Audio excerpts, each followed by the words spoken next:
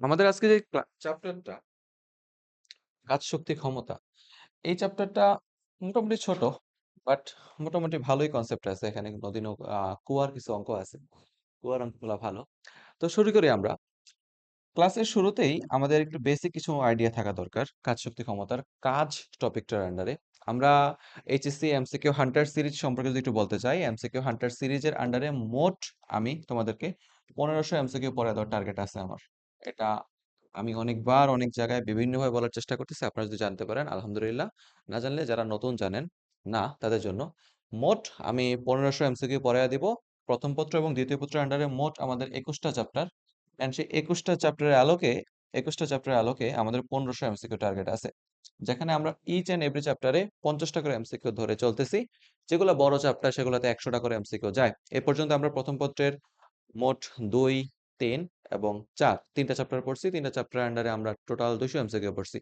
আজকে আমরা আরো 50 এমসিকিউ 50-60 এর মতো এমসিকিউ করে ফেলবো এইভাবে প্রত্যেকটা চ্যাপ্টার বাই চ্যাপ্টার আমরা এমসিকিউ গুলোকে সাজানোর চেষ্টা করতেছি আমি আশা করতেছি এই 1500 এমসিকিউ যদি তুমি একবার কভার করে ফেলতে পারো এই 1500 এমসিকিউর বাইরে আমাদের মূল এইচএসসি পরীক্ষায় খুব বেশি এর পরের প্রশ্ন হবেই না তুমি আরামসে 25 এর মধ্যে 22-23টা এমসিকিউ দাগাইতে পারবা দু একটা থাকে এদিক সেদিক জায়গা এমসিকিউ ওকে তো আমরা এই লক্ষ্যে আগাইতেছি আজকে আমাদের আরো কিছু 50-60টার মতো এমসিকিউ অগ্রযাত্রা আমরা একটু সামনে আগাই কাজের আন্ডারে যদি আগাইতে চাই কাজ হচ্ছে ভাইয়া বেসিক্যালি মোট 3 প্রকার জানি তো না কাজকে সর্বমোটে আমরা 3 ভাগে ভাগ করতে পারি প্রথমত প্রথমত কাজের যে প্রকারভেদটা থাকে সেটা হচ্ছে ধনাত্মক কাজ পজিটিভ ওয়ার্ক ধনাত্মক কাজ কখন হয় ধনাত্মক কাজ হয় যখন যখন বল এবং স্বর্ণের মধ্যবর্তী কোণ কজ এর ভ্যালুটা সূক্ষ্ম কোণ হয় কাজ হইতেছে বল এবং স্বর্ণের ডট গুণনের সমান এফ ডট এস কিংবা আমরা বলতে পারি কাজ হচ্ছে এফ এস কস থিটা হ্যাঁ আমরা আশা করি জানি এগুলা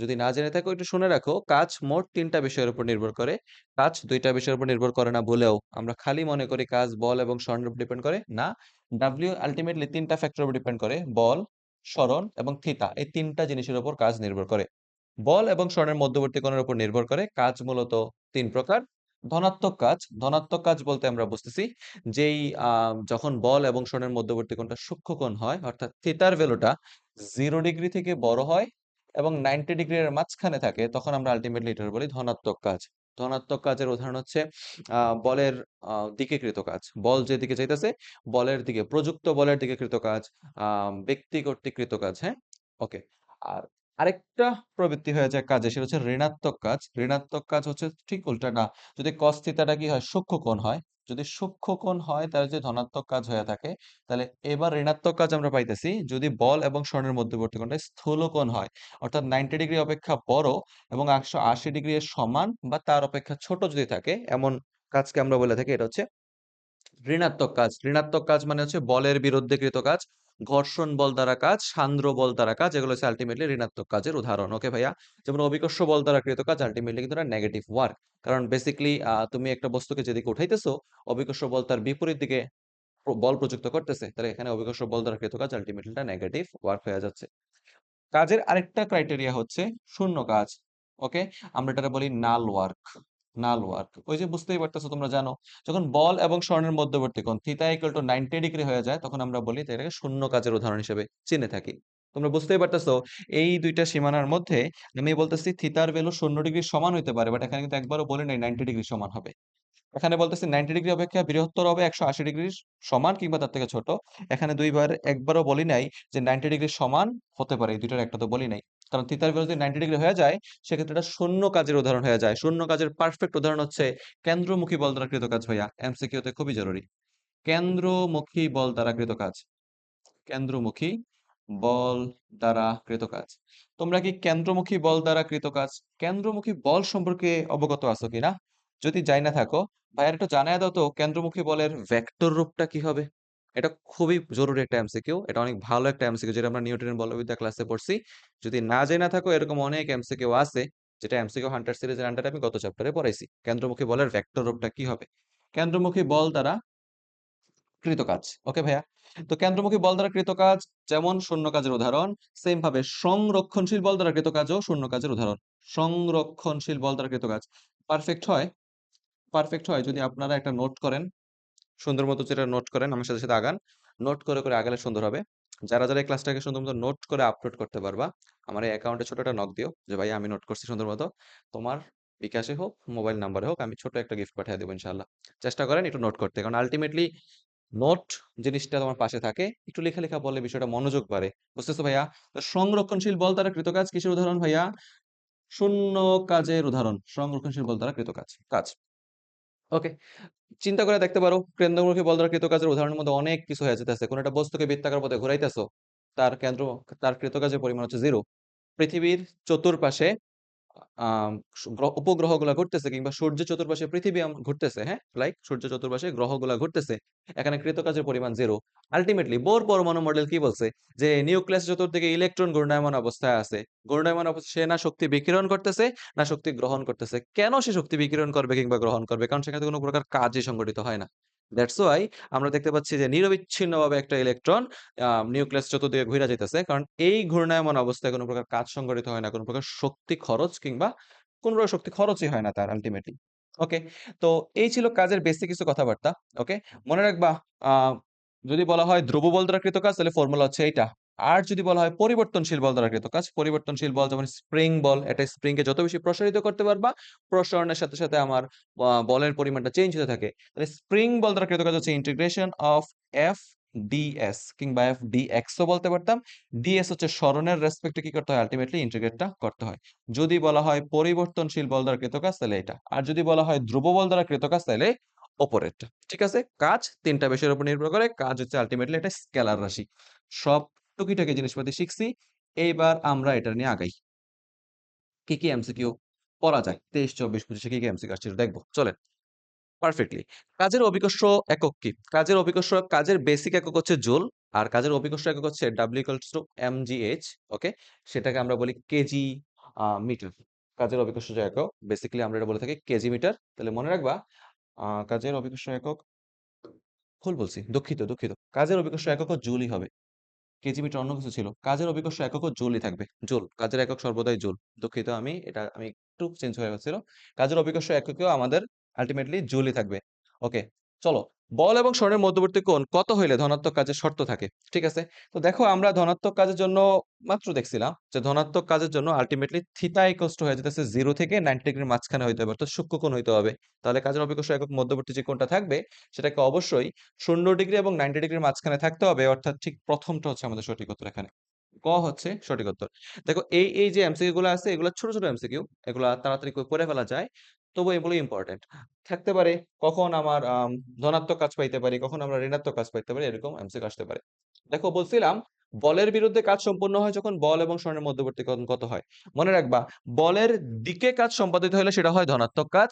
যদি বলের বিরুদ্ধে কাজ সম্পাদিত হয়, লাইক ঘর্ষণ বল, সান্দ্র বল, বলের বিরুদ্ধে কাজ সংঘটিত হওয়া মানে সেটা হচ্ছে আলটিমেটলি ঋণাত্মক কাজের উদাহরণ। আর যদি বলা হয় ঋণাত্মক কাজের জন্য আমার মধ্যবর্তী কোণের মানটা কত হইতে হবে, সেক্ষেত্রে ভ্যালুটা 90 এবং 180 মাঝখানে হইতে হবে। এখানে একটা ট্র্যাপ আছে, তোমরা চাইলে এখানে গ নাম্বার এমসিকিউটা দাগাইতে পারো, ঘ দাগাইতে পারো। তাড়াতাড়ি করতে যেয়ে গ দাগাইলে ভুল হয়ে যাবে, কারণ আলটিমেটলি জানি থিতার ভ্যালু 180 এর সমান হইতে গেলেও 90 ডিগ্রি সমান হবে না নেগেটিভ ওয়ার্কের জন্য। বেসিক্যালি এই ক্ষেত্রে আমার উত্তরটা হবে পারফেক্টলি ঘ নাম্বারটা হচ্ছে সঠিক উত্তর। ঠিক আছে না? এরকম ছোট ছোট ভুল করা যাবে না। তোমরা এগুলো একটু ঠান্ডা মাথায় নার্ভ ধরে কাজ করবা, দেখা যাচ্ছে প্রায় সেম সেম হইলেও সেম না, একটা সমন্বয়ের দিক সেদিক আছে। ওকে, আপনারা কি বুঝতে পারতেছেন কিনা এখানে?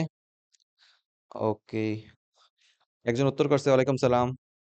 ওয়ালাইকুম সালাম। এখানে পদার্থবিজ্ঞান ক্লাস হইতেছে তানভীর, আমরা ফিজিক্স এমসিকিউ হান্টার সিরিজের আন্ডারে আছি।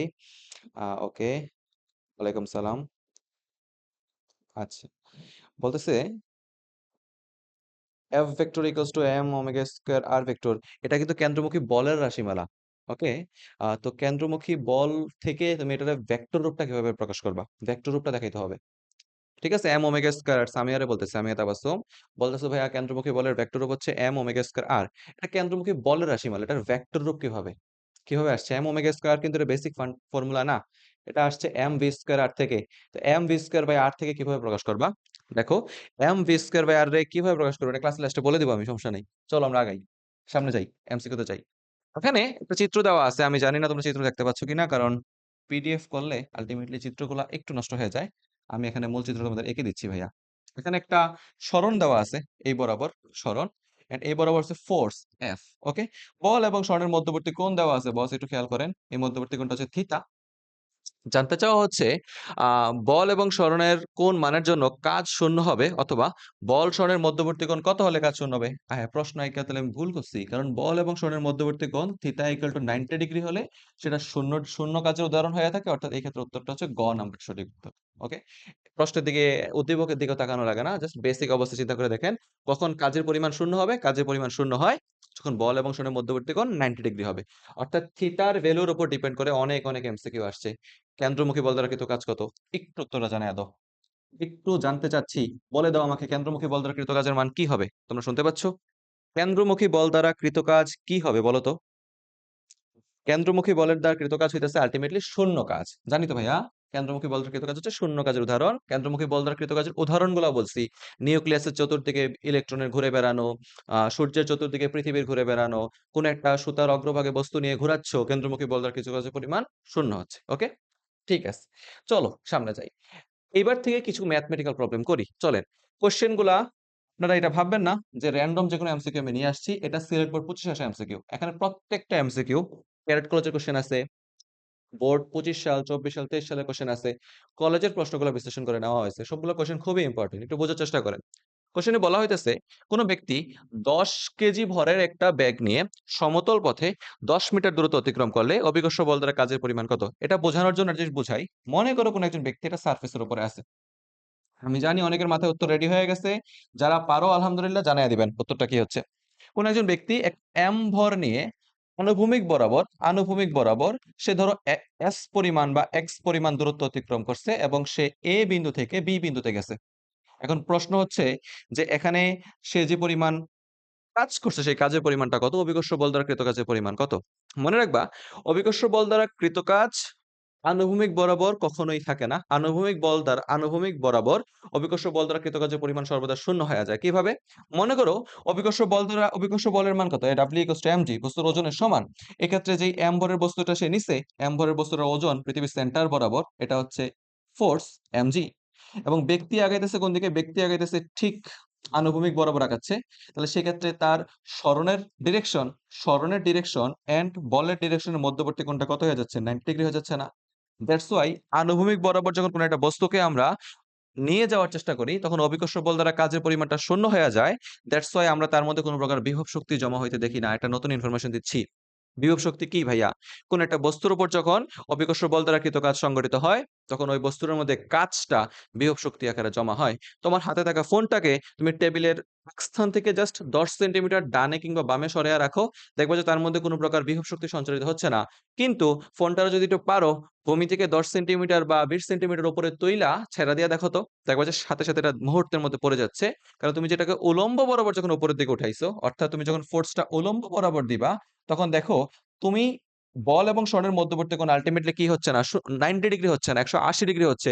আমরা তো জানি বল এবং স্বর্ণের মধ্যবর্তী কোণের মান 180 হলে সেটা ঋণাত্মক কাজের উদাহরণ হোক, হোক ঋণাত্মক কাজ, হোক ধনাত্মক কাজ, আলটিমেটলি কাজ হচ্ছে তো।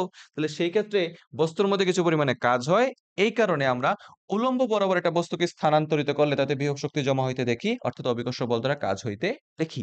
কিন্তু আনুভূমিক বরাবর একটা বস্তুকে যদি এ থেকে বিতে সরিয়ে নিয়ে আসো, সেখানে কোনো প্রকার কাজ হয় না। অভিকর্ষ বল দ্বারা কাজ হয় না। তোমার বল দ্বারা কিন্তু অবশ্যই কাজ হয়। সেক্ষেত্রে এই ২ টারে মিসকনসেপশন গলায় ফেলা যাবে না। ওকে? মনে করো বাজার থেকে একটা চালের বস্তা কিনছো।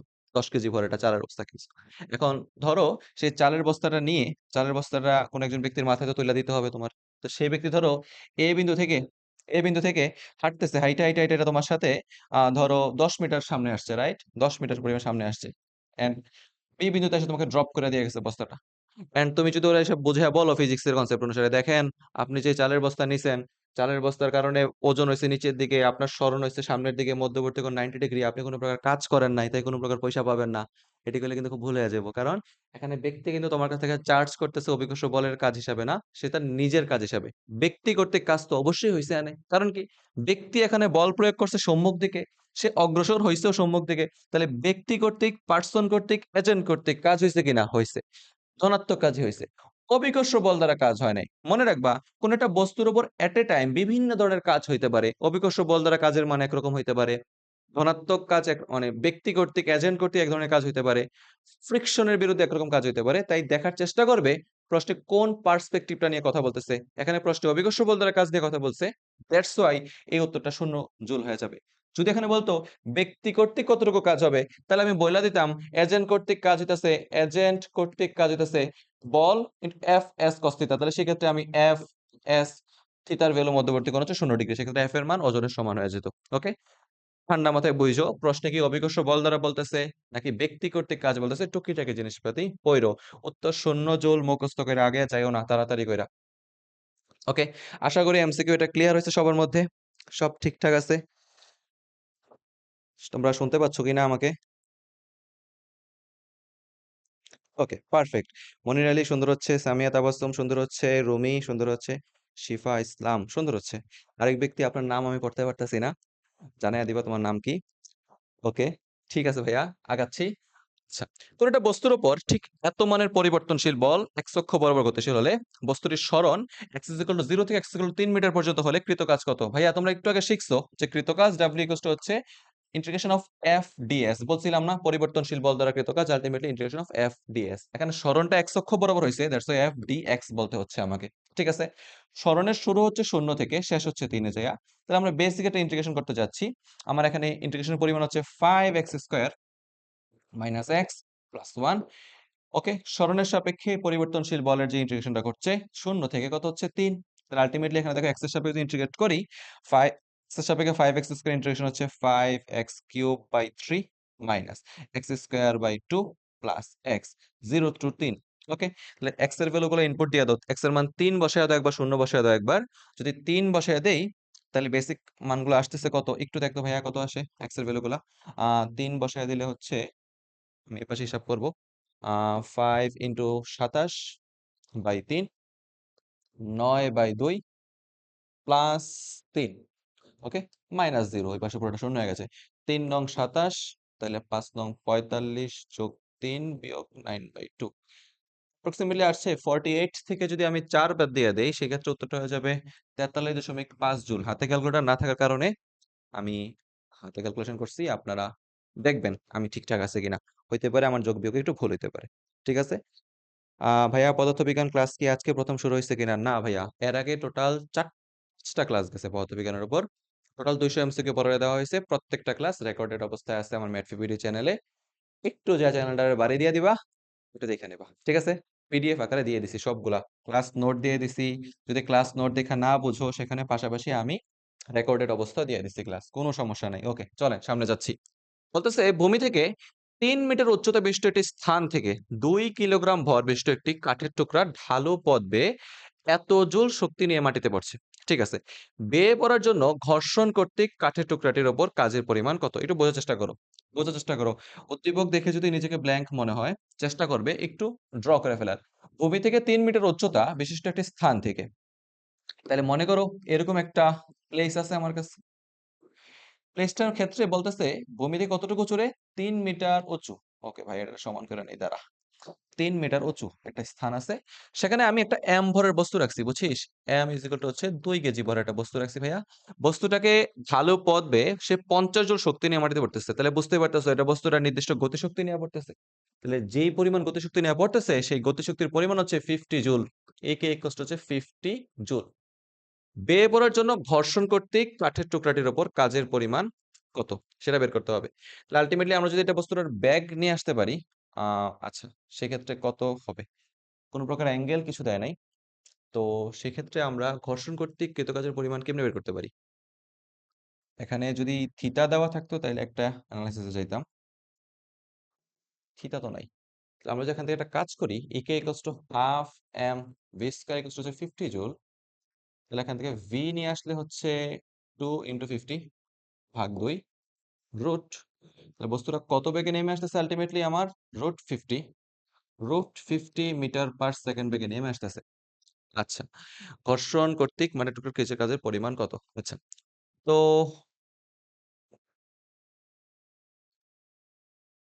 ইনফরমেশন কি কোনো একটা মিসিং আছে কিনা একটু দেখতে হবে, দাঁড়াও, একটু দেখতে হয়।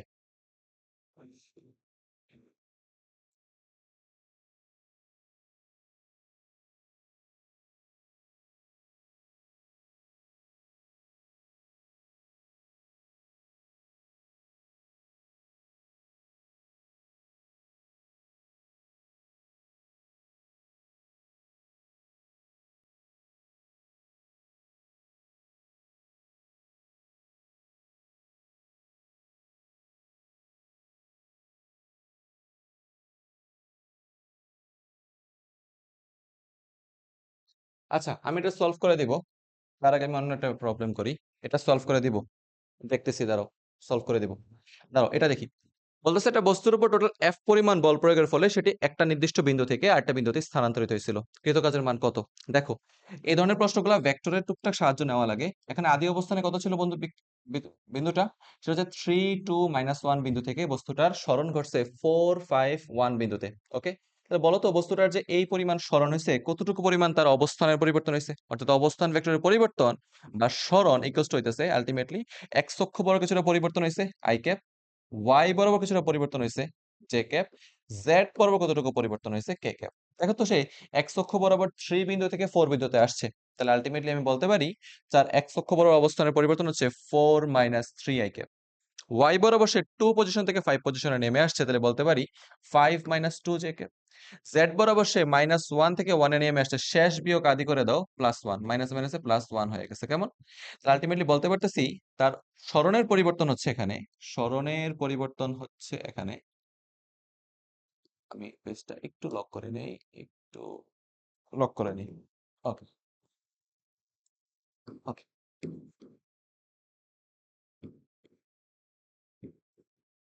সরণের পরিবর্তন হচ্ছে এখানে আলটিমেটলি এটা হচ্ছে I cap plus 3 J cap plus 2 K cap. এটা হচ্ছে সরণ বা অবস্থানের পরিবর্তন। তাহলে আলটিমেটলি এখানে প্রযুক্ত বলের পরিমাণটা কত ছিল?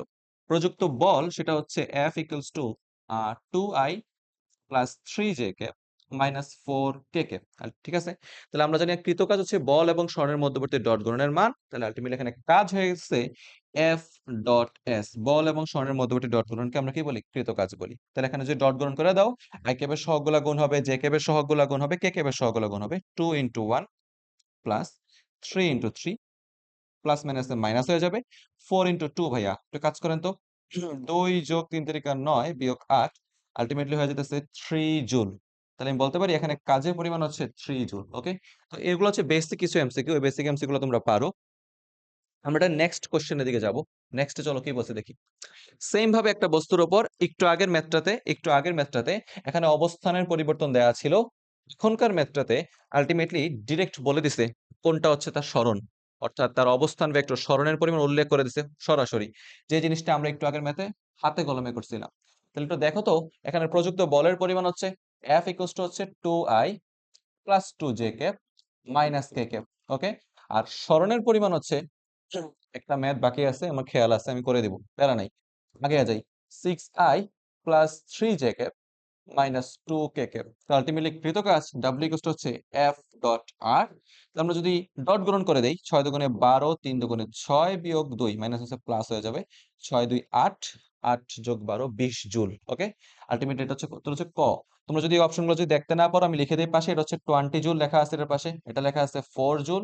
এই গ এবং ঘ আলাদা করে যে দেওয়া আছে এগুলো দেখার দরকারই নেই, কারণ এগুলো আই জে কে ফরম্যাটে আছে। কাজ স্কেলার রাশি, সেটা উত্তর কখনো আই জে কে ফরম্যাটে আসতেই পারে না। ওকে ভাইয়া, চলো সামনের দিকে যাই। 20 জুল। নেক্সট ওয়ানের দিকে যাব। কাজের মান সর্বাধিক হবে না, বুঝছো আমার কথা? তিনটা অপশন আছে, তোমরা চিত্রগুলো দেখতে পাচ্ছ কিনা জানি না, আমি পাশে আইকা দিই। হ্যাঁ, 1 নম্বর অপশনে বলতেছে যখন বল এবং সরণ একই দিকে থাকবে। ওকে, অপশন নাম্বার 1, যখন বল এবং সরণ একটা নির্দিষ্ট কোণে থাকবে, থিটা পরিমাণ কোণে থাকবে। অপশন নাম্বার 3, যখন বল এবং সরণ পরস্পর থেকে কি হবে? বিপরীত দিকে থাকবে। এবং কোন ক্ষেত্রে কাজের পরিমাণ সর্বাধিক হবে না সেটা জানতে চাইছে। ওকে, এটা হচ্ছে এফ এস, অপশন 3, অপশন 2 এবং এটা হচ্ছে অপশন 1। দেখো, বল এবং সরণ যদি একই দিকে হয়, কাজের মান সর্বাধিক হবে না, মানে সর্বনিম্ন হবে কোদিকে? যদি বল এবং সরণ, আচ্ছা আচ্ছা, বল এবং স্বর্ণের দিক যদি এক cos থিটার উপর ডিপেন্ড করতেছে, cos থিটার মান সেক্ষেত্রে আমরা জানি 0 হইলে হয়ে যায় কত? cos 0 ডিগ্রির মান জন্য সেটার আমরা মান পেতেছি ম্যাক্সিমাম। ওকে, আর cos 180 ডিগ্রির জন্য cos এর মান পাচ্ছি আলটিমেটলি আমরা মিনিমাম। তাইলে বুঝতে পারতেছি বল এবং সরণ যদি একই দিকে হয় সেক্ষেত্রে আমরা সর্বাধিক পরিমাণ কাজ পেয়ে যাব। অন্য সকল কেস অর্থাৎ এফ এবং এস যদি মধ্যবর্তী কোণ 180 থেকে ছোট হয়ে যায়, মানে আলটিমেটলি 0 না হয়, অর্থাৎ অথবা তারা যদি পরস্পর বিপরীত দিকে থাকে, সেক্ষেত্রে আমরা কি পাবো? সর্বনিম্ন কাজ পাবো, বলের বিরুদ্ধে কাজ পাওয়া যাবে। অর্থাৎ এর জন্য সঠিক উত্তর হচ্ছে এই 2 নম্বর অপশনটা, এই 2 নম্বর অপশনটা এবং 3 নম্বর অপশনটা। এদিকে পাশে 2 এবং 3 লেখার মতো জায়গা নাই, তাই আমরা খ সঠিক উত্তর দিয়ে দিচ্ছি। খ হচ্ছে সঠিক উত্তর। কেন হইছে আরেকবার বলি, হ্যাঁ, কেন বল, এখানে বলছে কাজের মান সর্বাধিক হবে না। কাজের মান সর্বাধিক হয় কখন? যখন বল এবং সরণ একই দিকে কাজ করে। সেক্ষেত্রে কাজের মান সর্বাধিক হয়। অন্য ২ টা কেসের জন্য কাজের মান কি হবে? সর্বাধিক অপেক্ষা ছোট হবে না? সেক্ষেত্রে আমাদের ২ এবং ৩ হচ্ছে সঠিক উত্তর। ঠিক আছে? চলেন সামনে যাই। যদি কোণের মান ৬০ ডিগ্রি করা হয়, তবে A বিন্দুতে মোট শক্তি এত জুল, C বিন্দু আচ্ছা এই কোয়েশ্চেনটার জন্য আমার একটা চিত্র দরকার ছিল। যে চিত্রটা আমার স্লাইডে আসে নাই। দ্যাটস ওয়াই আমি এটা করতে পারতেছি না। A বিন্দু, B বিন্দু, C বিন্দু। আগে এটার জন্য একটা চিত্র দরকার ছিল। এই কোয়েশ্চেনটা ইনকমপ্লিট। এই কোয়েশ্চেনটার আমি ক্লাস শেষ করে এটা চিত্রটায় এঁকে আপলোড করব স্লাইড। ওকে? কোয়েশ্চেনটা আপাতত ইনকমপ্লিট অবস্থায় আছে। চলেন সামনে যাই। এরপর হচ্ছে বল। বলের আন্ডারে কি কোশ্চেন আছে দেখো। নিচের কোনটি শক্তির একক নয়? আলটিমেটলি এই ফরম্যাটটা এখানে একটু ভুল হয়েছে। জানি না আমার স্লাইড মেকার আমারে দেখতেছে কিনা ক্লাস। স্লাইড মেকার যাই করছো খুব ভালো করছো। এখানে একটু ভুল করে লাইছো। তো আলটিমেটলি একটা কাজ করতে পারি, এখানে এটারে কালো দ্বারা মুছে দিতে পারি। ওকে, এটা হবে আলটিমেটলি শক্তি। এটা হবে শক্তি, এনার্জি। এনার্জি। এই স্লাইডটাকে একটু লক করি।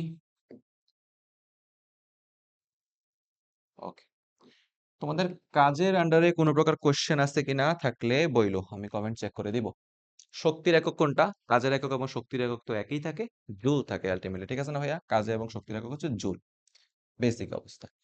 বলতেছে ট্রেনের সাহায্যে ৫০ কেজি ভরের একটা বস্তুকে ৫০ কেজি ভরের একটা বস্তু ১০ মিটার উপরে উঠাতে ৫,০০০ জুল পরিমাণ শক্তি ব্যয় হয়। ট্রেনের কতটুকু শক্তি অপচয় হয়েছে? ঠিক আছে, কইলো ৫,০০০ শক্তি অপচয় হইতেছে। তাহলে একটা ভূমিতে একটা বস্তু আছে, ৫০ কেজি ভরের বস্তু। আ এখানে একটা বস্তু আছে। এটা হচ্ছে ৫০ কেজি ভরের একটা বস্তু আছে। বস্তুটা মাটি থেকে ১০ মিটার উপরে তুলতেছি আমি বস্তুটারে।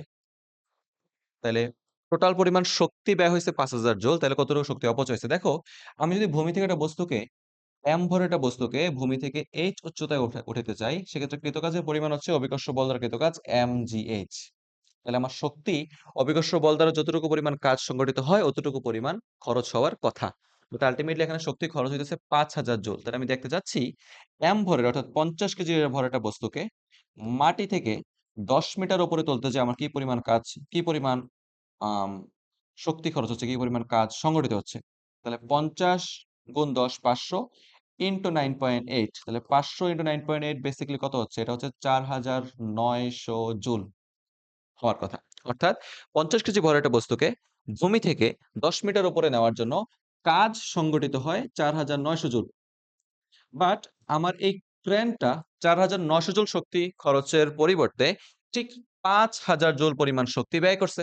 তাহলে শক্তি অপচয় করছে কতটুকু পরিমাণ? ১০০ জুল পরিমাণ শক্তি অপচয় করছে না? এই ধরনের এমসিকিউ গুলা না, এই ধরনের এমসিকিউ গুলো একটু কনফিউজিং। কাইন্ড অফ প্রশ্নে সবই মনে দেওয়া আছে। শক্তির পরিমাণও দেওয়া আছে, ভরের পরিমাণও দেওয়া আছে, এর পরিমাণ অনেকে মনে করবে এখানে W, M, H তিনটাই তো দেওয়া আছে। কোনটা বের করব? বেসিক্যালি বোঝার চেষ্টা করেন। m ভরের বস্তুটাকে ঠিক ১০ মিটার উপরে তোলার জন্য আমার কাজ হইছে ৪৯০০ জুল। তাহলে যতটুকু কাজ হবে অতটুকু শক্তি ব্যয় হওয়ার কথা ছিল। তাহলে অতিরিক্ত ১০০ জুল পরিমাণ শক্তি কোথায় গেছে? সেটা ব্যয় হয়ে গেছে। সেটা আল্টিমেটলি আমার অপচয় হইছে। ঠিক আছে? তাহলে আমরা বলতে পারি এক্ষেত্রে আমার অপচয়ের পরিমাণ হচ্ছে ৫,০০০ বিয়োগ ৪৯০০ বা বা ১০০ জুল পরিমাণ। তোমরা কি সব ঠিকঠাক মতো বুঝতেছো কিনা একটু কাইন্ডলি জানাবে।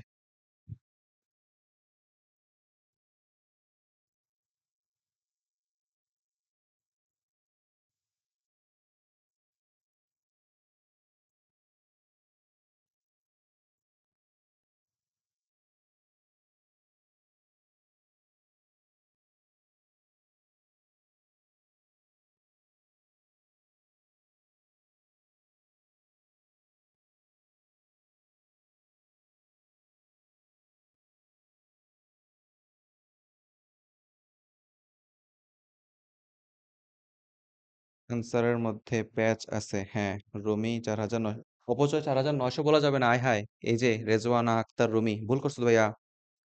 ৪,০০০-এর মধ্যে ৪,৯০০ তো উত্তর না। এটার উত্তর কিন্তু ওই যে দেখছো তোমরা ভুল করে ফেলছো। ৪,৯০০ জুল উত্তর না তো। ৪,৯০০ জুল পরিমাণ কাজ সংঘটিত হয়েছে। ওকে, বস্তুটাকে 50 কেজি ভরের বস্তুটাকে উপরে উঠাইতে কাজ হয় 4900 জুল, বাট সে শক্তি ব্যয় করছে 5000 জুল। তাহলে কি সে 100 জুল পরিমাণ বেশি খরচ করছে না? তো যে 100 জুল পরিমাণ শক্তি বেশি খরচ হচ্ছে সেটা কি আলটিমেটলি অপচয়। বুঝতেছো নি? মনে করো তোমার কলেজে লাগতেছে 4900 টাকা কোন একটা ফর্ম ফিল আপ বা কোনো একটা কারণে, তুমি বাসা থেকে 5000 টাকা নিছো, তাহলে আলটিমেটলি ওই 100 টাকা কি হয়েছে? অপচয় হয়েছে। ওইটা অপচয় হয় নাই স্যার, ওইটা আমি পকেট খরচ হিসেবে রাইখা দিছি। আচ্ছা, একটা এমসিকিউ ছিল পোলাপান মাঝখানে, রাইখা এসে পড়ছিলাম। কোশ্চেনটা কোথায় ছিল? এখানেই ছিল মনে হয়, এই জায়গাতে এই যে এমসিকিউটা, এই এমসিকিউটা ওই মুহূর্তে আমরা সলভ করতে পারি নাই। টু বি অনেস্ট, ওই মুহূর্তে আসে নাই উত্তরটা মাথার মধ্যে। আমরা চেষ্টা করতেছি এই ম্যাথটাকে আরেকবার সলভ করা। একটু মনোযোগ দিবেন আমার সাথে সাথে। দেখেন, একটা 3 কেজি ভরের 10 কেজি ভরের বস্তু আছে, ভূমি থেকে প্রায় 3 মিটার উপরে রাখছে। বস্তুটা যখন উপর থেকে বেয়ে বেয়ে নিচে পড়তেছিল, তখন তার কর্তৃক মোট 50 জুল পরিমাণ শক্তি নিয়ে মাটিতে পড়ছে। অর্থাৎ গতিশক্তি ই কে ইকুয়াল টু হচ্ছে কত রে ভাইয়া? 50 জুল। তোমরা ঠান্ডা মাথার কথা বোঝো। একটা অ্যাম্বরের বস্তু, একটা অ্যাম্বরের বস্তু ভূমি থেকে, একটু মনোযোগ দিবেন, একটা অ্যাম্বরের বস্তু ভূমি থেকে যখন এইচ উচ্চতায় অবস্থান করে, তখন তার মধ্যে থাকা শক্তির সম্পূর্ণ রূপটা কি? বিভব শক্তি। তাহলে এখানে মোট বিভব শক্তি ইপি ইকুয়াল টু হচ্ছে M G H, which is, বস্তুর ভর হচ্ছে 2 কেজি, জি 19 দশমিক, জি হচ্ছে 9.8, এবং উচ্চতা হচ্ছে 3 মিটার। তাহলে এটা হইতেছে আলটিমেটলি 3 × 2 = 6। কত হয় এটা বলতো ভাইয়া রে? ক্যালকুলেটর একটু দেখি তো। 19.6 × 3, 58.8 জুল। ওকে, বস্তুটা যখন 3 মিটার উপরে ছিল, বস্তুটার মধ্যে টোটাল 58.8 জুল পরিমাণ বিভব শক্তি ছিল। ঠান্ডা মাথায় বুঝো, বস্তুটা এখানে এভাবে রোটেটিং অবস্থায়, এভাবে একটা নির্দিষ্ট পরিমাণ ব্যাগ নিয়ে ঘুরতে ঘুরতে ঘুরতে ঘুরতে ঘুরতে ঘুরতে মাটিতে এসে পড়ছে, ভূমিতে এসে আঘাত করছে। এই যে একটা অ্যাম্বরের বস্তু নির্দিষ্ট ব্যাগ নিয়ে ভূমিতে পড়ছে, তাহলে তার বিভব শক্তি, তার মধ্যে জমা থাকা বিভব শক্তিটা কি হয়ে যাবে? আলটিমেটলি ভাগ হবে। বিভব শক্তির একটা অংশ বস্তুতে গতিশক্তিতে রূপান্তরিত হচ্ছে, অপর যে একটা অংশ আছে সেই শক্তিটা অপচয় হইতেছে। কি কর্তৃক অপচয় হইতেছে? এই যে সেটা ঢালু তক্তা বেয়ে নিচের দিকে নামার চেষ্টা করতেছে, সেই তক্তার মধ্যে থাকা ঘর্ষণ বলটা কিছু পরিমাণ শক্তি তাকে বাধা দেওয়ার চেষ্টা করতেছে। সেই বাধার বিরুদ্ধে লড়াই করতে যায় কিছু পরিমাণ শক্তি তার কি হয়ে গেছে? অপচয় হইতেছে। তাহলে আলটিমেটলি ভাই আমি এখানে বলতে পারি, শক্তির সংরক্ষণশীলতা নীতি থেকে বলতে পারি, বস্তুর মধ্যে জমাকৃত মোট বিভব শক্তি ইপি ইকুয়ালস টু হয়ে যাবে, ইপি হইতেছে বস্তুটা গড়িয়ে পড়ার জন্য কনভার্টেড কাইনেটিক এনার্জি, বস্তুর মধ্যে যে পরিমাণ গতিশক্তি সঞ্চারিত হয়েছে সেটা, এবং বস্তুটা এই ঢালু তক্তার ঘর্ষণ কর্তৃক কারণে যে পরিমাণ শক্তি অপচয় হয়েছে সেটা হইতেছে ডাব্লিউ এফ। ওকে, আলটিমেটলি চিন্তা করে দেখো তো তার কি পরিমাণ শক্তি সে অপচয় করছে। সেটা হচ্ছে মোট বিভব শক্তি হচ্ছে 58.8, গতিশক্তির পরিমাণ ছিল 50 জুল। তাহলে আলটিমেটলি 8.8 জুল পরিমাণ শক্তি, 8.8 মানে অ্যাপ্রক্সিমেটলি 9 জুল পরিমাণ শক্তি আমার এখানে ঘর্ষণ কর্তৃক অপচয় হয়েছে। এটা খুবই জরুরি একটা প্রশ্ন, আমি প্রশ্নটাকে আরো একবার বোঝায় দেওয়ার চেষ্টা করতেছি। বুঝো, একটা 2 কেজি ভরের বস্তু আছে, ভূমি থেকে 3 মিটার উচ্চতায় আছে, এঁকে দিছি। বস্তুটা যখন গড়িয়ে গড়িয়ে পড়তেছিল সে 50 জুল শক্তি নিয়ে পড়তেছিল। বস্তুটা সর্বোচ্চ উচ্চতায় অবস্থানকালে তাতে বিভব শক্তির পরিমাণ হচ্ছে 58.8 জুল, প্রায় 60 জুল বলে দেয় ভাই, বা বা 59 জুল বলতে পারি। তাহলে এই বস্তু যখন গড়িয়ে গড়িয়ে গড়িয়ে গড়িয়ে পড়বে, তার মধ্যে থাকা বিভব শক্তিটাই তো ধীরে ধীরে ধীরে ধীরে গতিশক্তিতে রূপান্তরিত হবে না? তাহলে সম্পূর্ণ বিভব শক্তিটাকে এখানে গতিশক্তিতে রূপান্তরিত হচ্ছে কিনা? যদি লসের পরিমাণ 0 ধরে দিলে অবশ্যই, বাট দেখা যাচ্ছে যে তার বিভব শক্তি 59 জুল হইলেও গতিশক্তি পাওয়া যাচ্ছে 50 জুল। তাইলে অবশিষ্ট অতিরিক্ত 9 জুল কোথায় যাচ্ছে? তাহলে নিশ্চয়ই তার মধ্যে থাকা যেই 59 জুল বিভব শক্তি ছিল, সেটা থেকে বাকি 9 জুল পরিমাণ শক্তি সে এই তক্তার ঘর্ষণের কারণে হারায় ফেলছে। অর্থাৎ সে যখন গড়িয়ে গড়িয়ে পড়তেছিল, তক্তার একটা ঘর্ষণ ছিল, সেই ঘর্ষণের বিরুদ্ধে কাজ করতে চাইয়া বাকি 8.8 জুল বা 9 জুল পরিমাণ শক্তি কি হয়েছে? অপচয় হয়েছে। তাহলে এখানে বলতে হবে যে ঘর্ষণ কর্তৃক কাঠের টুকরাটির উপর কাজের পরিমাণ প্রায় 9 জুল। কোশ্চেনটা ভালো ছিল। তোমরা এই কোশ্চেনটা ঠিকঠাক মতো বুঝতে পারছো কিনা একটু কাইন্ডলি জানাবে। এটা একটা ভালো প্রবলেম, এটা একটা ব্যাটম্যান প্রবলেম বলা যেতে পারে। কোশ্চেনটা অনেক জরুরি। এটা বুঝতে পারছে কিনা?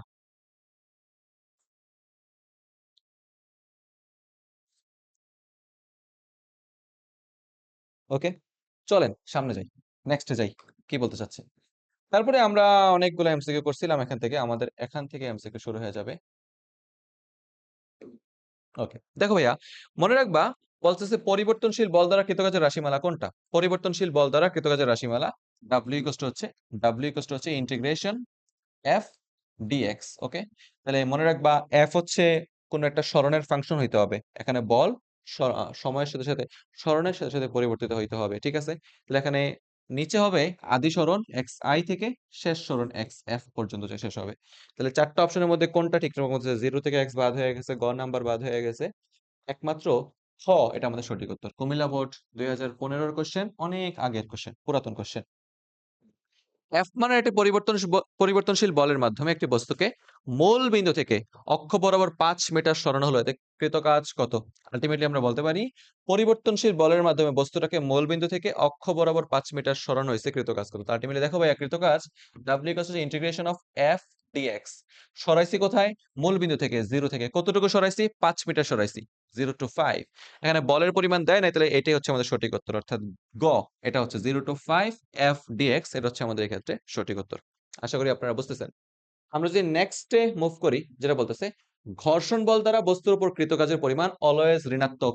ঘর্ষণ বল দ্বারা কৃত কাজ সর্বদাই কি হয়ে যায় ভাইয়া? ঋণাত্মক হয়ে যায়, ঠিক আছে না? চলেন সামনে যাই। কোনটা সংরক্ষণশীল বল? সংরক্ষণশীল বলের উদাহরণ কোনটা? মনে রাখবা, বায়ুর বাধা সংরক্ষণশীল বল না, ঘর্ষণ বল ও সংরক্ষণশীল বল না। তড়িৎ বল একটা সংরক্ষণশীল বল হইতে পারে। তড়িৎ বলের পরিমাণ আলটিমেটলি সংরক্ষণশীল বল হইতে পারে। আপনারা যারা দেখতেছেন, এই উত্তরটা একটু যাচাই করবেন, যে আসলেই তড়িৎ বল সংরক্ষণশীল বল কিনা। একটু যাচাই করে আমাকে কমেন্ট বক্সে জানাবেন যে তড়িৎ বল সংরক্ষণশীল বল কিনা, একটু যাচাই করবেন। ওকে ভাইয়া, চলেন সামনে যাই। ওকে, ডান। একটা স্প্রিংকে প্রসারিত করলে এর মধ্যে কোন ধরনের শক্তি জমা হয়? মনে রাখবা, একটা স্প্রিং রে যখন তুমি প্রসারিত করতেছো, তার মধ্যে সঞ্চিত শক্তি রয়েছে তার বিভব শক্তি। ওকে, তাহলে একটা স্প্রিং রে প্রসারিত অবস্থায় তাতে বিভব শক্তি জমা হয়। স্প্রিং কে প্রসারিত অবস্থায় তার মধ্যে বিভব শক্তি জমা হয়। কোন একটা স্প্রিং কে 10 নিউটন বল দ্বারা টেনে 5 সেন্টিমিটার প্রসারিত করা হলে স্প্রিং ধ্রুবক কত হবে? তাহলে আমরা এখানে বলতে পারি স্প্রিং রে এক্স পরিমাণ প্রসারিত করলে তাতে আম, আচ্ছা আচ্ছা, স্প্রিং ধ্রুবক জানতে চাইছে। তার সঞ্চিত শক্তির রাশিমালা না হলে আমরা জানি স্প্রিং এর জন্য এফ ইজ ইকুয়াল টু হচ্ছে k x. F is equal to k x. যতটুকু এক্স পরিমাণ প্রসারণের জন্য এফ পরিমাণ বলের প্রয়োজন হলে আমরা বলতে পারি ফোর্স এফ ইকুয়াল টু হচ্ছে কে এক্স। এখানে স্প্রিং ধ্রুবক কে ইকুয়াল টু হচ্ছে প্রযুক্ত বলের পরিমাণ ছিল 10 নিউটন, 5 সেন্টিমিটার পরিমাণ প্রসারণ করছে, অর্থাৎ 0.05 পরিমাণ প্রসারিত হয়েছে। আলটিমেটলি ভ্যালু হয়ে যাবে স্প্রিং ধ্রুবকের, আমরা বলতে পারি 10/5 ইন্টু 10 পাওয়ার 2। তো 2 ইন্টু 100 মানে 200 নিউটন/মিটার। ওকে, এটা হচ্ছে ঘ নাম্বারটা হচ্ছে সঠিক উত্তর। আশা করি বুঝতে পারতেছি স্প্রিং ধ্রুবকের মান। স্প্রিং কে আমরা জানি স্প্রিং এর প্রত্যয়নী বলের পরিমাণ তার সরণের সমানুপাতিক কিন্তু বিপরীতমুখী। সেখান থেকে আমরা স্প্রিং ধ্রুবক অর্থাৎ সমানুপাতিক চিহ্নটা উঠে যে কনস্ট্যান্টটা আনি, স্প্রিং ধ্রুবক কে, এবং কে ইকুয়াল হচ্ছে এফ বাই এক্স। ওকে, বুঝতেছো আশা করি। তারপরে চলো, এত বল ধ্রুবকের স্প্রিং কে এতটুকু সংকুচিত করলে কৃত কাজ কত হবে? বল ধ্রুবকের পরিমাণ কত আছে রে বলাবান? কে ইকুয়াল হচ্ছে 90 নিউটন/মিটার, স্প্রিং ধ্রুবকের পরিমাণ আলটিমেটলি কতটুকু সংকুচিত করছি? এক্স ইজ ইকুয়াল টু কত রে? 4 সেন্টিমিটার, 0.04 মিটার। তাহলে কৃত কাজ স্প্রিং কে এক্স পরিমাণ সংকুচিত কিংবা প্রসারিত করলে তাতে সঞ্চিত শক্তি বা তার দ্বারা সংগঠিত কাজের পরিমাণ হচ্ছে হাফ কে এক্স স্কোয়ার। তাহলে হাফ ইন্টু কে এর ভ্যালু হচ্ছে 90, এক্স হচ্ছে 0.04 হোল স্কোয়ার। এখানে যদি কাজ করে ফেলো, এই পুরোটার ক্যালকুলেটর চাপ দিলে আমাদের আনসার চলে আসবে। একটু দেখে নিবে, ঠিক আছে ভাইয়া?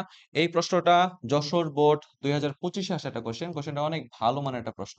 ওকে, এটা ভালো মানের একটা প্রশ্ন ছিল। W equal to half k x square, spring বল দ্বারা কৃত কাজ, সঞ্চিত শক্তির কোশ্চেন অনেক বেশি পরিমাণে আসছে, বুঝি। তারপর চলেন আমরা নেক্সট এর দিকে যাব। কি বলছে? আহ স্প্রিং দ্রব্যটি স্প্রিং কে টেনে দ্বিগুণ করা হলে সম্পাদিত কাজ কত হবে? আমার এই স্লাইড মেকার যদি দেখতে পাইতেছো, এটা ভুল হয়েছে ভাই, এটা ভুল হইছে। এটা 8 স্প্রিং ধ্রুবক মানে কি তা? ধরো এটারে মুছে দিচ্ছি।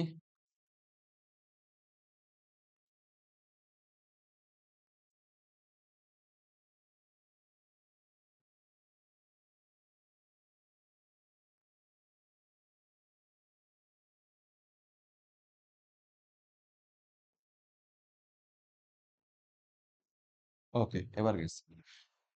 ধরো আমরা একটা কাজ করে দেই, আমরা এটা বলে দিই যে কে স্প্রিং ধ্রুবকের একটা স্প্রিং কে টেনে দ্বিগুণ লম্বা করা হলে সম্পাদিত কাজের পরিমাণ কত? আমরা জানি আলটিমেটলি কৃত কাজ ডাব্লিউ ইজ ইকুয়াল টু হচ্ছে হাফ কে এক্স স্কোয়ার। মানে স্প্রিং রে যদি টেনে দ্বিগুণ লম্বা করা হয়, স্প্রিং রে দ্বিগুণ পরিমাণ লম্বা করলে সম্পাদিত কাজের পরিমাণ কত? তো চিন্তা করে দেখো তো, আহ ডাব্লিউ এর সাথে এক্স এর সম্পর্ক হচ্ছে বর্গের সমানুপাতিক হারে। তাহলে এক্স এর পরিমাণ যদি দ্বিগুণ করা হয়, ডাব্লিউ এর পরিমাণ কয় গুণ হবে? 4 গুণ হবে না? তো কোনো একটা স্প্রিং এর তুমি যদি দ্বিগুণ পরিমাণ লম্বা করার চেষ্টা করো, তো আলটিমেটলি সম্পাদিত কাজের পরিমাণ 4 গুণ হবে। আচ্ছা, এখানে যদিও প্রসারণের সাথে সম্পর্কটা আছে, এই এমসিকিউটাতে একটু সন্দেহ আছে, এটা একটু দেখতে হবে। এটা একটু পরে সলভ করে দিচ্ছি। এটার উত্তর এখনই দিতেছি না, এটার উত্তর একটু পরে দিব। কারণ একটু পরে দিচ্ছি এটার উত্তর। এটা একটু পেন্ডিং এ রাখলাম। এটারে কিছুটা পেন্ডিং এ রাখতেছি, এটা একটু পরে সলভ করব। W proportional to x square না, বরঞ্চ এটারে অন্যভাবে সলভ করতে হবে। আচ্ছা, দেখি। এটা দেখব। বলতেছে স্থিতিস্থাপক বলের বিরুদ্ধে সরণের মান দ্বিগুণ করলে কাজ কতটুকু বৃদ্ধি পাবে? স্থিতিস্থাপক বলের বিরুদ্ধে সরণের মান দ্বিগুণ করলে কাজ কতটুকু বৃদ্ধি পাবে? আচ্ছা, স্থিতিস্থাপকতা আমরা তো জানি ডাব্লিউ ইকুয়াল টু হচ্ছে হাফ কে এক্স স্কয়ার। এখন তুমি যদি সরণের মান দ্বিগুণ করো, অর্থাৎ প্রসারণের মানে এক্স এর মান যদি দ্বিগুণ করে দাও, তাহলে কাজ হয়ে যাবে পূর্বের তুলনায় দ্বিগুণ না, 4 গুণ। তাহলে কাজের পরিমাণ বৃদ্ধি পাচ্ছে কতটুকু? 300% বৃদ্ধি পাচ্ছে না?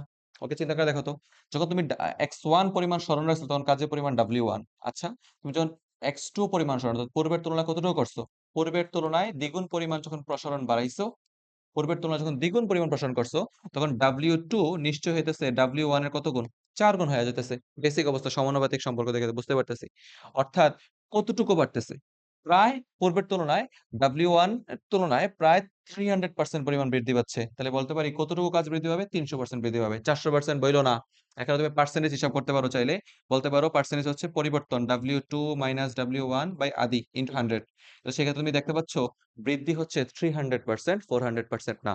ওকে, এটা একটা ভালো এমসিকিউ ছিল, ট্রিকি এমসিকিউ ছিল। কোশ্চেনটাতে বলতেছে যদি স্মরণের মান দ্বিগুণ করা হয়, তাহলে কাজের পরিমাণ কতটুকু হবে? স্মরণের মান দ্বিগুণ করলে কাজের পরিমাণ হচ্ছে 4 গুণ, পূর্বের তুলনায় 300% পরিমাণ বৃদ্ধি পাচ্ছে। ওকে, চলেন নেক্সটে বলতেছে। নেক্সটে বলতেছে একটা স্প্রিং এর ওপর, একটা স্প্রিং এর ওপর 1 কেজি পরিমাণ ভর রাখা হলে, কেজি পরিমাণ ভর রাখা হলে সেটি 10 সেন্টিমিটার সংকুচিত হয়। একটি 5 কেজি ভর 1 মিটার উপর থেকে স্প্রিংটির উপর ছেড়ে দিলে স্প্রিংটি কতটুকু সংকুচিত হবে দেখতে হচ্ছে। মনে রাখো, একটা এফ, একটা স্প্রিং এর উপর যদি আমি এফ ইজ ইকুয়াল টু বলতে পারি কে এক্স, স্প্রিং ধ্রুবক, কে ইকুয়াল টু হচ্ছে স্প্রিং এর উপর প্রযুক্ত বল এবং সেই বলের প্রভাবে স্প্রিং এর সংকোচন কিংবা প্রসারণ। আমি যখন 1 কেজি ভর একটা বস্তু রাখছি, তার উপর প্রযুক্ত বলের পরিমাণ হচ্ছে এমজি, এবং তার মধ্যে ঠিক কতটুকু সংকোচন ঘটছে? 10 সেন্টিমিটার বা 0.x পরিমাণ সংকোচন ঘটছে। তাহলে এর প্রভাবে স্প্রিং ধ্রুবক কে ইকুয়াল টু হচ্ছে বস্তুর ওজন হচ্ছে 9.8 নিউটন, সংকোচন হচ্ছে 0.1 মিটার। তাহলে আলটিমেটলি বলতে পারি স্প্রিং ধ্রুবক হচ্ছে 98 নিউটন পার মিটার। এবার সামনের প্রশ্নটা পড়ো। সামনের প্রশ্নে বলতেছে যদি 5 কেজি ভরের একটা বস্তু 1 মিটার উপর থেকে স্প্রিংটির উপর ছেড়ে দিলে স্প্রিংটি কতটুকু সংকুচিত হবে? তাহলে আলটিমেটলি সেম ভাবে যদি ম্যাথটা করতে যাই, তাহলে সেম ভাবে আর বলবো যে ধরো একটা নির্দিষ্ট পরিমাণ উচ্চতা থেকে একটা স্প্রিং এর উপর আমি এম ভরের বস্তুকে ছেড়ে দিছি।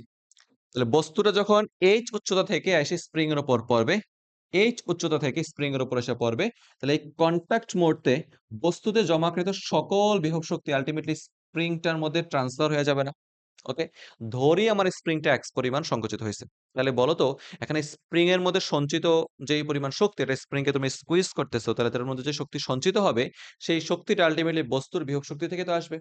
তাইলে আমরা বলতে পারি এইচ উচ্চতা থেকে একটা বস্তুকে ছেড়ে দিলে সেই এইচ উচ্চতা থেকে পড়ন্ত বস্তুর সর্বমোট বিভব শক্তি স্প্রিং এর মধ্যে জমাকৃত সঞ্চিত সঞ্চিত শক্তির সমান।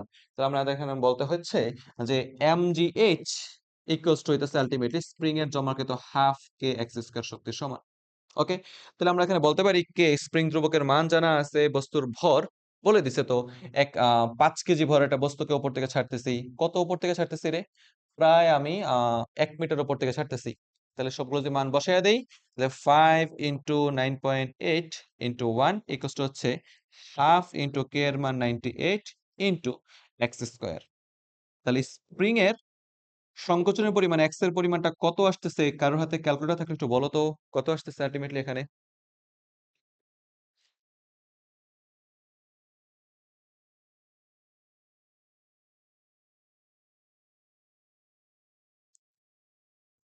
300। আচ্ছা, আমরা তো কোনটা তো শিওর, আনাস সরকার শিওর বি। আচ্ছা ভাইয়া ক্যালকুলেটর একটু করি দাঁড়া। 5 ইন্টু 9.8 ইন্টু 2। আচ্ছা, এক্স এর মান আসতেছে 1।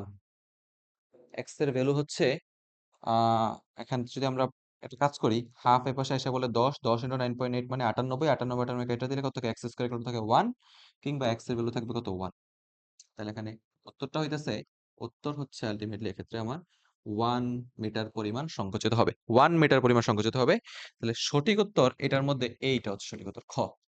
কত কাছাকাছি দেওয়া উত্তর সবগুলা, ক এবং খ একদম কাছাকাছি দেওয়া। ওকে, একদম কাছাকাছি হইলো, 0.98 দাগানো যাবে না, এটার উত্তর হচ্ছে 1 মিটার সংকুচিত। স্প্রিং ধ্রুবক কত, এই কোশ্চেনটা আসে নাই, ইনকমপ্লিট, এটা বাদ। হ্যাঁ, যেই কোশ্চেন গুলো আসে নাই আমি এটা বাদ দিয়ে দিচ্ছি, থাকুক। নেক্সট দেখো, নেক্সট হচ্ছে অভিকর্ষ বল দ্বারা কৃত কাজ।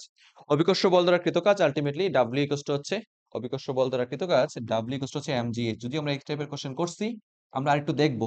মনে রাখবো, অভিকর্ষ বল দ্বারা কৃত কাজ কেবলমাত্র উলম্ব সরণের উপর ডিপেন্ডেন্ট, আলটিমেটলি বস্তুর আম, পথের উপর নির্ভরশীল না। তো বলতেছে কোন একজন ব্যক্তি একটা বস্তুকে 30 সেকেন্ডে 1 মিটার উচ্চতায় উঠায়, অপর এক ব্যক্তি একই বস্তুকে 60 সেকেন্ডে একই উচ্চতায় তুলতে পারে, তাদের কাজের অনুপাত কত? বোঝার চেষ্টা করি। হ্যাঁ, কি বলতেছে, 60 সেকেন্ডে, 60 সেকেন্ডে বস্তুটাকে আহ ওকে, ওকে, ওকে, এই গেছে, এই তো, 60 সেকেন্ডে একই উচ্চতায় তুলতে পারে, তাদের কাজের অনুপাত কত? তাহলে দেখো তো, 30 সেকেন্ডে সে যে পরিমাণ উচ্চতায় উঠছে, সেখানে কৃতকাজের পরিমাণ W1 ইকুয়াল টু ধরো mgh। আচ্ছা, 60 সেকেন্ডে যদি একই পরিমাণ উচ্চতায় ওঠে, তাহলে সেই ক্ষেত্রে কৃতকাজের পরিমাণ W2 ইকুয়াল টু হচ্ছে ভাইয়া mgh। তাহলে দেখো তো, কৃতকাজ দুই ক্ষেত্রে তো সমানই আসতেছে, সমান ভরের বস্তুকে সমান উচ্চতায় তুলতেছো তুমি, তাহলে এই ক্ষেত্রে দুই ক্ষেত্রে কাজের পরিমাণ সমান। সময়ের ভিন্নতার কারণে বস্তুর ক্ষমতার ভিন্নতা হবে। মনে রাখবা, কৃতকাজ কখনোই সময়ের উপর ডিপেন্ডেন্ট না। আলটিমেটলি তুমি সময়ের আগে করো, অল্প সময় করো, বেশি সময় করো, একই পরিমাণে কাজ করতেছো। কোনো একটা কাজকে কম সময়ে করতেছো, তাই দক্ষতা একরকম, বেশি সময় করতেছো, দক্ষতা অন্যরকম। বাট আলটিমেটলি কাজের অনুপাত সর্বদা কি থাকবে, সমান থাকবে, 1:1 থাকবে। ঠিক আছে, আমরা আর বেশিক্ষণ নিব না, অল্প কিছু সময়ের মধ্যে আমরা শেষ করবো, একটু মনোযোগ দিবেন। 80 মিটার উচ্চতা থেকে একটা বল মেঝেতে পড়ে 20% শক্তি মেঝের প্রতি ঘাতে হ্রাস পায়, বলটি মেঝেতে বাড়ি খেয়ে সে উচ্চতা উঠবে। এটা একটা সুপার ইম্পর্টেন্ট কোশ্চেন। এই কোশ্চেনটা এতটা জরুরি, এই কোশ্চেনটা বিভিন্ন সময় সিকিউরিটিতে আসছে। কোশ্চেনটা একটু মনোযোগ দিয়ে শুনেন। বলতেছে, এইচ উচ্চতা থেকে, 80 মিটার উচ্চতা থেকে একটা বল মেঝেতে পড়ে প্রতি ড্রপের কারণে সে 20% পরিমাণ শক্তি হারাইতে থাকে। তবে বলটি মেঝেতে বাড়ি খেয়ে যে উচ্চতায় উঠবে। এখানে কোশ্চেনটা অনেকভাবে বলা যায় যে আলটিমেটলি কতগুলা ড্রপ খাওয়ার পর বলটা থেমে যাবে, এরকম বলা যেত। জাস্ট এখানে একটা ড্রপের কথা বলছে। তাহলে বোঝো ভাইয়া, আমি আগে বেসিক ম্যাথটা করাই, তারপরে মূল ম্যাথটা বোঝাবো। বস্তুটা আমার ঠিক 80 মিটার উপর থেকে পড়ছে। যদিও আমি এটা জানি উত্তর হচ্ছে 64 মিটার, থাকুক, চাপ নিস না, আমি বুঝাই, প্রসেস বুঝাই, এটা শর্টকাটও বুঝাই দেবো, চাপ নিস না। তাহলে বলটা যখন পড়ছে, প্রথমে বস্তু বলের মধ্যে থাকা সঞ্চিত শক্তির পুরোটা হচ্ছে mgh। ওকে, এবার যখন সে মাটিতে ড্রপ খাইছে, মাটিতে ড্রপ খাইছে, দ্বিতীয়বার ধরো বলটা মাটিতে আঘাতপ্রাপ্ত হয়ে আরো h ড্যাশ পরিমাণ উচ্চতায় উঠবে, এবং দ্বিতীয় ক্ষেত্রে বলের মধ্যে জমাকৃত শক্তির পরিমাণ হচ্ছে mgh ড্যাশ। তাহলে বলতো, বলটার আদি গতি শক্তি mgh বেশি নাকি পরের যে বলটার আদি বিভব শক্তি বেশি নাকি পরবর্তী বিভব শক্তি বেশি? অবশ্যই আদি বিভব শক্তি বেশি। আদিতে সে বেশি উচ্চতায় ছিল, মাটিতে ড্রপ খাওয়ার পরে সে কিছু পরিমাণ শক্তি হারাইছে, প্রায় 20% পরিমাণ শক্তি হারাইছে, অবশিষ্ট শক্তিটা দ্বারা সে পুনরায় এইচ ড্যাশ পরিমাণ উচ্চতায় উঠছে। তাহলে সে যদি 20% পরিমাণ শক্তি হারায় ফেলে, তাহলে আমি বলতে পারি না আদি শক্তির 80% শক্তি সাথে নিয়ে আমার বলটা দ্বিতীয়বার উপরে উঠছে। তাহলে আলটিমেটলি আমরা এখানে বলতে পারি, দুই পাশ থেকে mgh কাটা গেলে নতুন উচ্চতা h ড্যাশ হয়ে যাবে 0.8 ইন্টু আদি উচ্চতা h। 0.8 ইন্টু আদি উচ্চতা যদি 80 মিটার হয়, সেক্ষেত্রে আমি বলতে পারি এটা হচ্ছে 64 মিটার। উত্তর হচ্ছে খ, 64 মিটার। এই ধরনের ম্যাথ করার জন্য শর্টকাট হচ্ছে, নতুন উচ্চতা হইতেছে, নতুন উচ্চতা হইতেছে 1 মাইনাস n ইন্টু পুরাতন উচ্চতা, যেখানে n হচ্ছে শক্তি হ্রাসের পরিমাণ, কতটুকু শক্তি হারায়, কতটুকু শক্তির হ্রাস পায়। ওকে, তোমরা কি আমার এই যুক্তিটা বুঝতেছো কিনা? আমি আরেকবার বোঝাই। বলটা শুরুতে মাটি থেকে mgh পরিমাণ উচ্চতায় ছিল, 80 মিটার উচ্চতায় ছিল।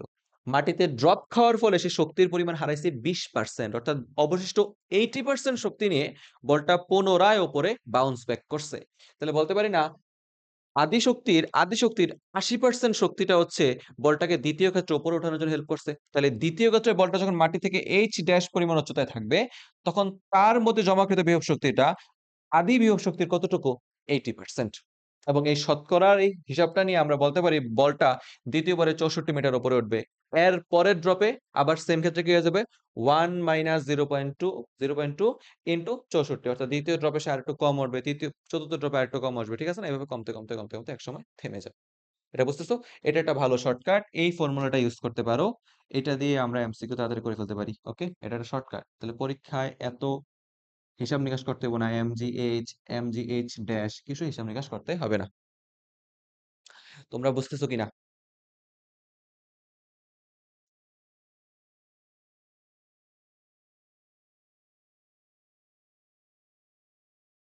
ওকে, খ হবে। সুন্দর। পারফেক্ট হয়েছে। ওয়ালাইকুম সালাম। ভালোই আছি। কেমন আছো? ওকে, চলেন সামনে আগাই। নেক্সটে বলতেছে কোশ্চেনের মধ্যে একটা 1.5 মিটার দীর্ঘ 2 কেজি ভরের রডকে আনুভূমিক অবস্থা হতে উলম্ব অবস্থা নিতে কাজের পরিমাণ কত? ঠিক আছে? তাহলে একটা রড আছে এখানে, এই যে একটা রড আছে, 1.5 মিটার দীর্ঘ একটা রড আছে, এই যে এরকম 1.5 মিটার দীর্ঘ একটা রড। এই রডটা 1.5 মিটার দীর্ঘ। এই রডটারে আমি আনুভূমিক অবস্থান থেকে দাঁড় করাইতে কতটুকু কাজের পরিমাণ সংঘটিত হবে? অর্থাৎ আমি রডটারে যদি এভাবে দাঁড় করাইয়া দেই, 1.5 মিটার দীর্ঘ, এই যে এটা এভাবে দাঁড় করাইছি, ওকে, রোটেট করছি, কতটুকু কাজ হবে?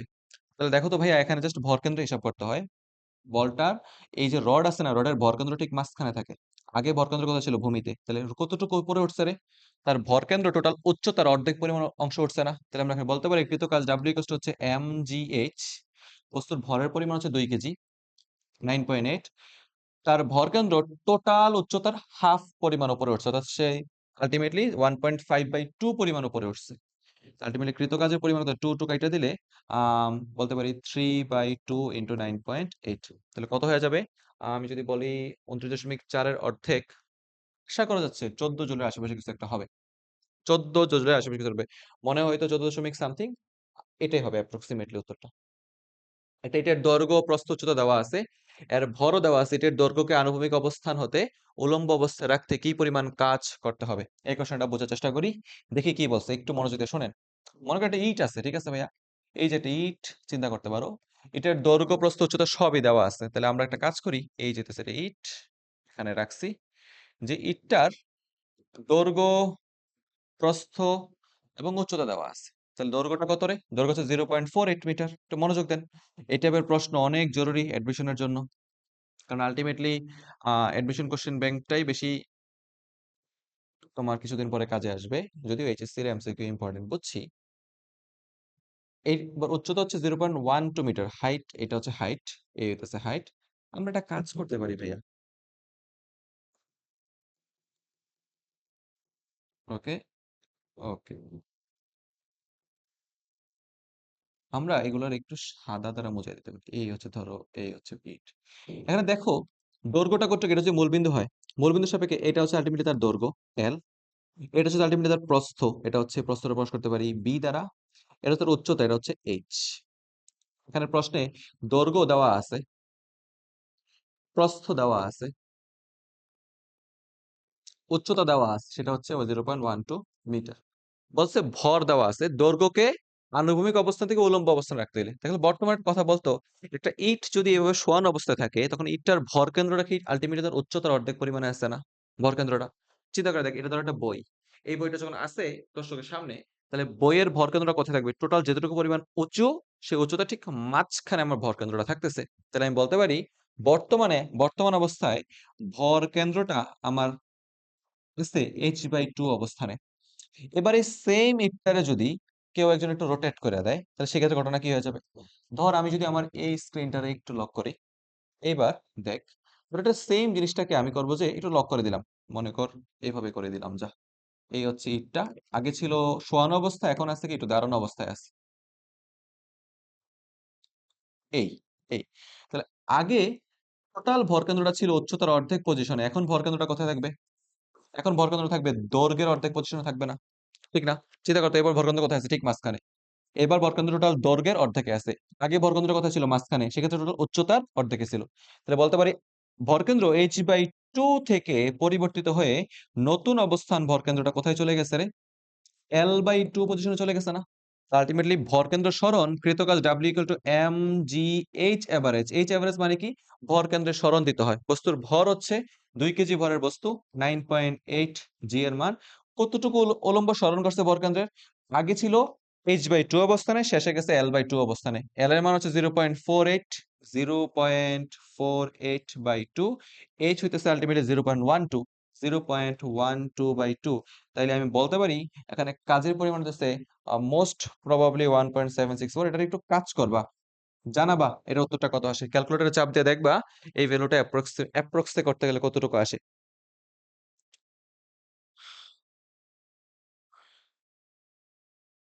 ওকে, পারফেক্ট। ইটের অঙ্ক এরকম আসে, বুঝছো? ইটের অঙ্ক আসে, ব্লকের অঙ্ক আসে, এরকম শোয়ানো অবস্থা থেকে দাঁড়ানোর অবস্থার কোশ্চেনগুলো অনেক ইম্পর্টেন্ট। এটা যদি বুঝতে পারো জানাও, না বুঝলে বইলো যে ভাই এটার অঙ্কটা বুঝি নেই, আরেকবার বলেন, আমি সামনে যাচ্ছি, বেশি সময় নেই আর। ভূমির সঙ্গে 30 ডিগ্রি কোণে আনত একটি মসৃণ তল এবি এর সর্বোচ্চ বিন্দু এ থেকে একটি বস্তু মসৃণ ভাবে গড়িয়ে 10 সেকেন্ড পর বি বিন্দুতে আসলো। ভূমি হতে এ এর উচ্চতা কত? ঠান্ডা মাথায় বোঝার চেষ্টা করো। ভূমি হতে 30 ডিগ্রি কোণে আনত একটি মসৃণ তল, তাহলে মনে করো একটা তল এভাবে আছে, ভূমিতে কতটুকু উপরে আছে? 30 ডিগ্রি কোণে আনত একটা তল আছে, এই যে এ বি। সর্বোচ্চ বিন্দু হইতেছে ভাইয়া এ। একটা বস্তু গড়ায় গড়ায় গড়ায় গড়ায় 10 সেকেন্ড পরে বি বিন্দুতে আসলো, ঠিক আছে। ভূমি হতে এ এর উচ্চতা কত? ঠিক আছে, এ হইতেছে উচ্চতা এইচ, এটা হচ্ছে 30 ডিগ্রি কোণ।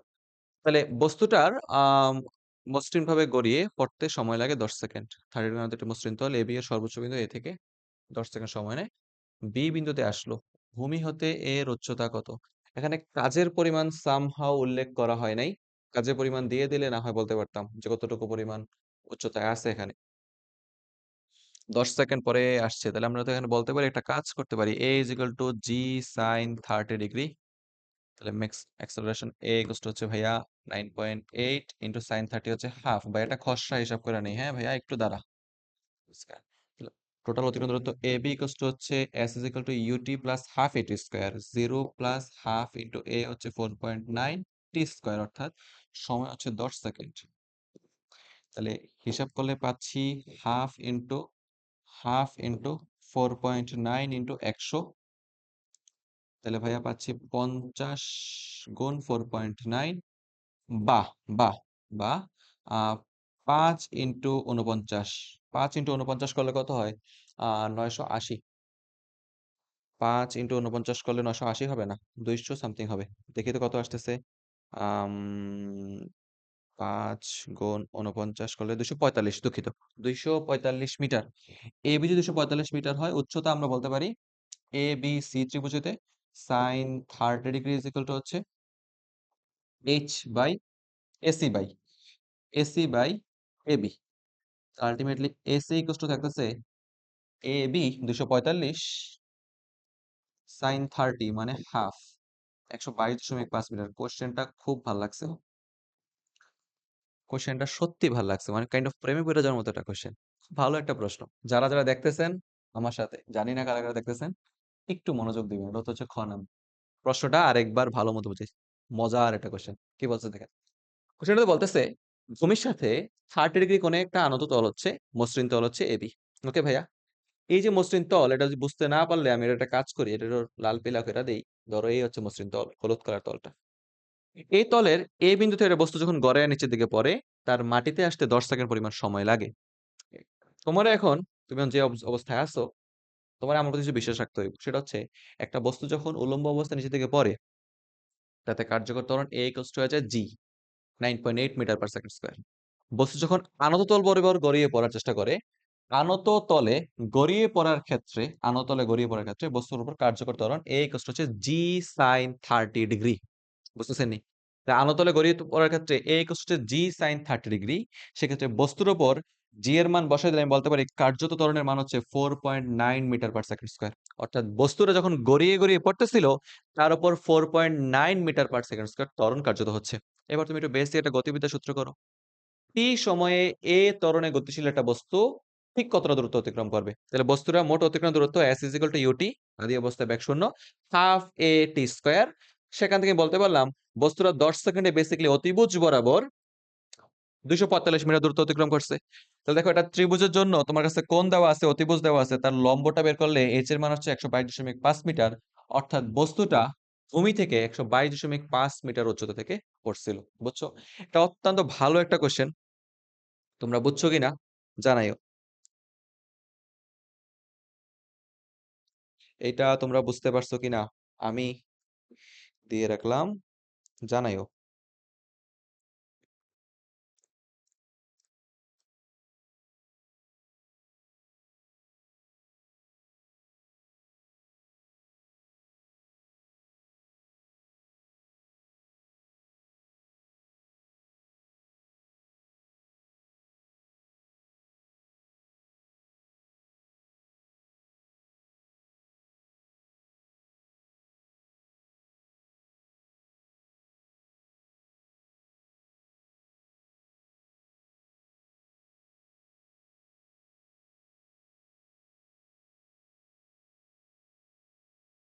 ওকে, ফাইন। চলেন সামনের দিকে যাই।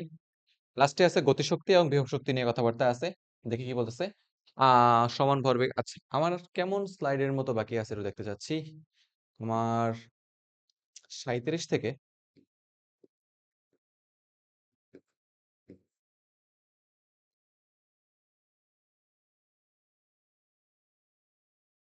66।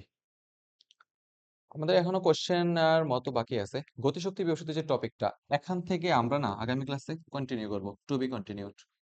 কারণ আজকে অলমোস্ট লাইফটা একটু লং হয়ে গেছে, আর আমি আজকে ক্লাসটা অলমোস্ট দেরি করে ফেলছি শুরু করতে। তোমাদের মোস্ট প্রবাবলি 9টা একটা লাইভ আছে, জাস্ট ওই আমি এই টাইমে ছেড়ে দিচ্ছি। আজকে আমরা কাজ শক্তি ক্ষমতার উপর যে নেক্সট একটা লেকচার নেব, সেই লেকচারে এই চ্যাপ্টারের বাকি হাফটুকু কমপ্লিট করে দিব, ঠিক আছে? তো আজকে তোমাদের এইটুকুই থাকে, থাকুক তোমাদের। তোমরা জানো যে ভাইয়ার একটা পেজ আছে, নিজের আমার ছোট একটা প্ল্যাটফর্ম আছে, এই যে ম্যাথফিবিডি। 24 জনকে লাইভে দেখছিলাম, এখন মাত্র 4 জন দেখতেছি, 20 জন হারাই গেছে। এমনই শেষ পর্যন্ত তুমি তোমার যেই একটা ফ্লো থাকবে, ফ্লো এ সবাই পাবা না, এটাই লাইফের রুলস। ওকে, এটা এমনই। শুরুটা করছিল তোমরা কয়জন মিলা চিন্তা করে দেখো তো। তোমাদের শুরু হয়েছিল বিশাল, অলমোস্ট ক্লাস 5 এর কথা চিন্তা করো, আমরা কত স্টুডেন্ট ছিলাম, হারাইছি। এইচএসসি তে আইসা আমরা যত স্টুডেন্টরা আছি বর্তমানে, তাদের অধিকাংশ পোলাপান হারাইয়া যাবে এইচএসসি পরীক্ষার পরে। উদ্বাসে ভর্তি হবা, উন্মাসে ভর্তি হবা, অনেক জায়গায় ভর্তি হবা তোমরা। দেন এইচএসসি রেজাল্টের পরে আরো অর্ধেক হারিয়ে যাবে, অ্যাডমিশনের মেরিট লিস্টে আরো অর্ধেক হারিয়ে যাবে। যেই অল্প কিছু পোলাপান থাকবে, সেই অল্প পোলাপান তোমরা টিকে থাকবা, এইচএসসির অনার্স এর ফার্স্ট ইয়ার অব্দি যাবা, দেন দেখবা আরো অনেক হারাচ্ছে হারাচ্ছে হারাচ্ছে, ইউনিভার্সিটির প্রেসার সবাই নিতে পারে না। আলটিমেটলি জীবন মানেই আমার মনে হয় অবক্ষয়। প্রত্যেকটা অণু পরমাণু যেমন আসে না পৃথিবীতে, তেজস্ক্রিয়তা পড়ছো না? একটা পরমাণু যখন সে ড্রপ করে, তখন সে ধীরে ধীরে কি হয়, তেজস্ক্রিয়তার কারণে ক্ষয় হয়। আমরা অবক্ষয় ধ্রুবক নিয়ে পড়ছি। আলটিমেটলি মানব জীবনটা বলো এমনই, বন্ধু বলো, নিজের তোমার জীবন বলো, সময় বলো, সব আমরা ধীরে ধীরে ক্ষয় হতে থাকি। আলটিমেটলি জন্ম হওয়ার সাথে সাথে একটা স্টপ ওয়াচ মনে ক্লিক করতেছে, শেষের দিকে হাঁটতেছি আমরা ধীরে ধীরে ধীরে ধীরে। আচ্ছা, ফিলোসফিক্যাল কথাবার্তা না। আমার একটা ছোট প্ল্যাটফর্ম আছে ম্যাথফি পেজটা, আপনার সবাই একটু স্বাগতম করে দিবেন, একটু বাজে টাজে দিবেন। আর আমার যেই চ্যানেল আছে সেই চ্যানেলগুলোতে গেলে আপনারা প্রত্যেকটা ক্লাস রেকর্ডেড পাবেন। আজকে ক্লাসটাও কাজ শক্তি ক্ষমতা লেকচার 1 এভাবে দিয়ে আমি আপলোড করে দিব। ওকে, আজকেও থাকলো। আপনাদের সবার উপস্থিতি দেখে অনেক ভালো লাগছে আমার, আলহামদুলিল্লাহ। আমরা নেক্সট ক্লাস রুটিন অনুসারে জানানো আছে সব, নেক্সট ক্লাসে আমরা কাজ শক্তি ক্ষমতা শেষ করব, পাশাপাশি মহাকর্ষ বিষয়টা শুরু করে দিব। আজকে ক্লাসটাতে একটু দেরি হয়ে গেছে আমার। আগামী ক্লাস ইনশাল্লাহ যথাযথ টাইম সকাল সন্ধ্যা 7টায় আমরা উপস্থিত থাকবো। সবাইকে আল্লাহ হাফেজ।